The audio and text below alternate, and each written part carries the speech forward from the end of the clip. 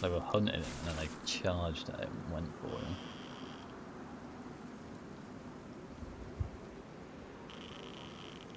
What did he do?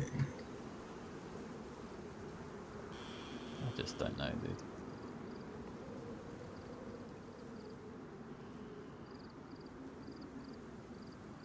Oh, there they are. Oh, I see him. Yeah, I see him. By that rock formation.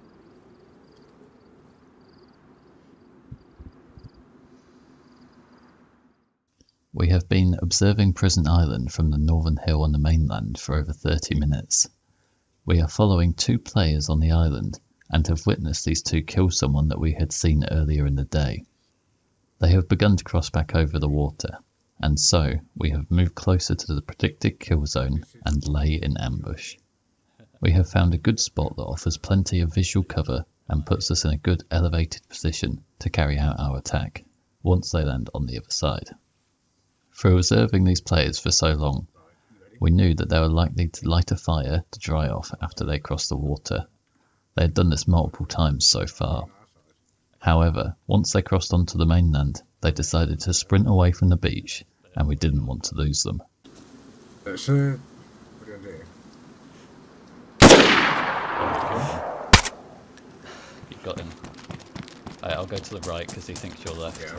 I wasn't quite ready to shoot, but Mr. J landed a great shot on one of the targets, which puts us in a 2 versus 1 situation. Also, we now have a great advantage over this guy, as we know his general location, and although he likely knows where the shot came from, he does not know where we have moved. I now immediately start to flank. Flanking is when you move around the side of your enemy to achieve an advantageous position over them and attack from the side or rear, whilst their attention is focused to the front. This means you can regain the initiative over your enemy and pull off a surprise attack from an opening in their defences, leaving them with little time to react and removing as much luck or chance from the battle as possible. As I'm moving round, I'm careful not to flank too tight, or I risk running straight into the enemy, who may also be pulling off a flank of their own. I want to get into a position where I can attack from the complete opposite direction to where he thinks we might be. This is why I take such a wide line onto the other hill, where I can use this powerful scope to my advantage, with some distance between us. I know this position will work because we were observing them from the same hill earlier. It's not a bad idea to lay down some contingencies with your team or for yourself, for example, where you will move if a shot misses, or figuring out an escape route if you are discovered.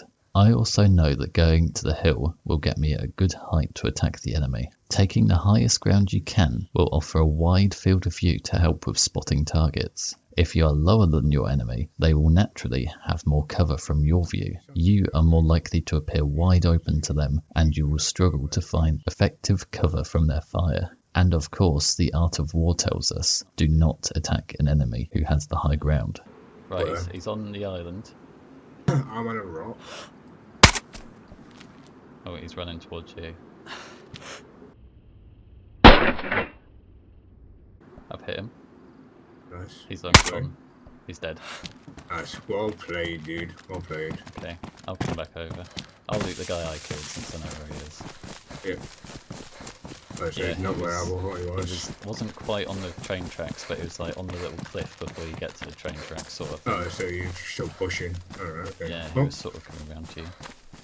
You'll be at a significant advantage if you are familiar with the terrain of the battlefield before fighting, as you will already have a good idea of the most powerful positions. So, when you're getting ready to ambush opponents, and if a teammate has eyes on them, you can be looking around at the terrain and figuring out the next move. DayZ is a wonderful sandbox for these sort of real-life tactics. You have so much room to move, and complete freedom in how you play. Many people forget this and approach it like any other game. You will often see people who get pumped up on adrenaline and charge right into the enemy who is completely ready for them. In my opinion, if you're trying to come out of your battles alive, that approach is just suicide. Of course, there is nothing wrong with playing however you feel like playing, but if your objective is to survive and come out with the gear, this is the way I do it. And of course, the objective of my videos is to help people approach things with an open mind, hopefully offering some new ideas to aid your survival. DayZ is not a level playing field. You should try to take every advantage you can get. because most of the time your enemy will be trying to use every advantage they have against you.